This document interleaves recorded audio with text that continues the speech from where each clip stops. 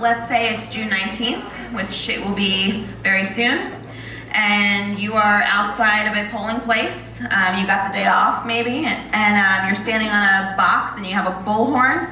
I want to know what the last thing that you would want voters to hear before they vote. Please limit your responses to 30 seconds. Either way.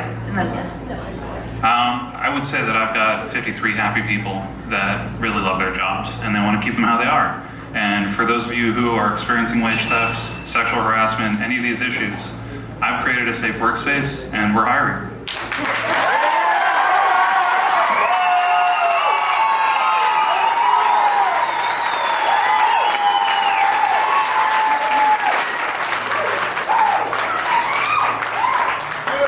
I think I would start by saying I'm never going to Cheesecake Factory, so just to be clear, I'm sorry for that one.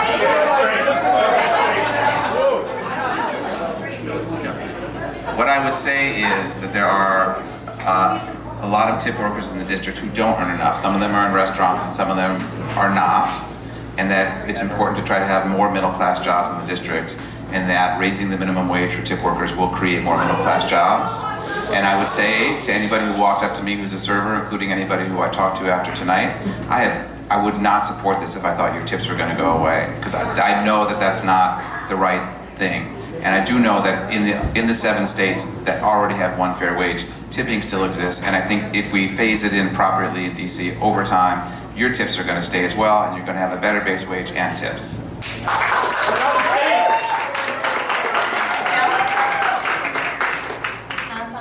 Implore the voter, hopefully have more than the 5 minutes before they're walking in, to talk to servers, bartenders, busboys, and talk to the people it's going to affect the most. I think unfortunately this is being treated as a policy issue with some misleading facts, and to look for studies that are not cited only with multiple rock studies as the lines. Sorry, I lost my words there. But to look for studies on both sides of the issue, I think that's really important. A lot of the data out there right now is just reports from Rock.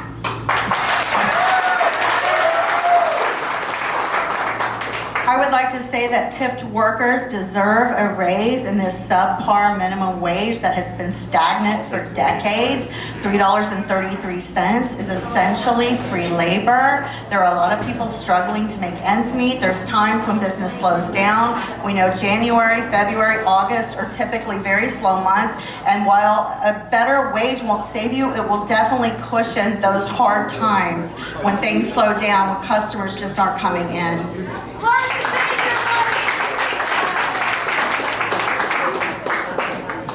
Boy, this has been incredible. Okay, I would go and tell the DC voter, my neighbor, my friend, that this has been an incredible experience because the rhetoric has been so confusing. The question is so confusing. I would love to help you walk through it. That's why I've been going around the entire city talking to everybody I know about this. But what I will say, this is a personal response. The principality behind Rock's movement is important to note. I think we all feel the same way about a lot of these issues, to a man and a woman. However, to distort the actual question that affects people financially with immediacy, the tipped worker, and then over time, the operators and owners, I think it's dangerous to do.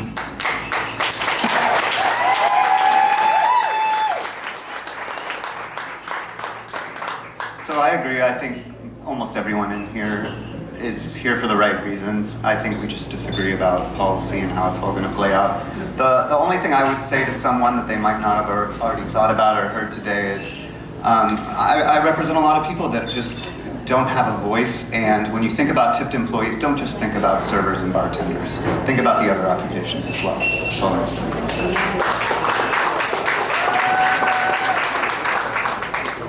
I think what I would say is what I've been saying for the past few weeks as we've been doing this. This is something that affects me directly. This is my livelihood. This is how me and my friends and my colleagues live our lives. We're happy.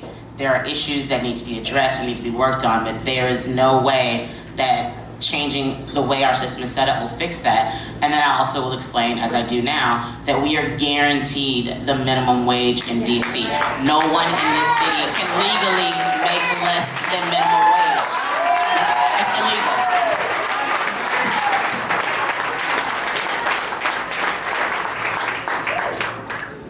I would say is that I think people need to read the book.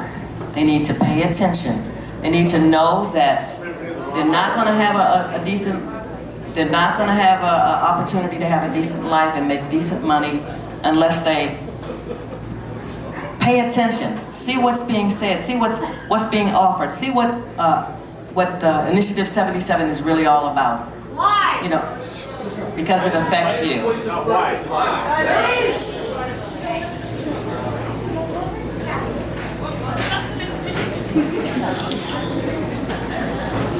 I would say to a voter that they need to vote no on Initiative 77. If they vote yes, they are not voting for higher wages. That workers and DC small business owners have rallied together and are united in voting no on a very misguided effort that speaks to raising wages, but it will reduce wages. I will also speak to the fact that almost a year and a half ago, labor and small business came together to raise the minimum wage to 15, which is currently the law by 2020.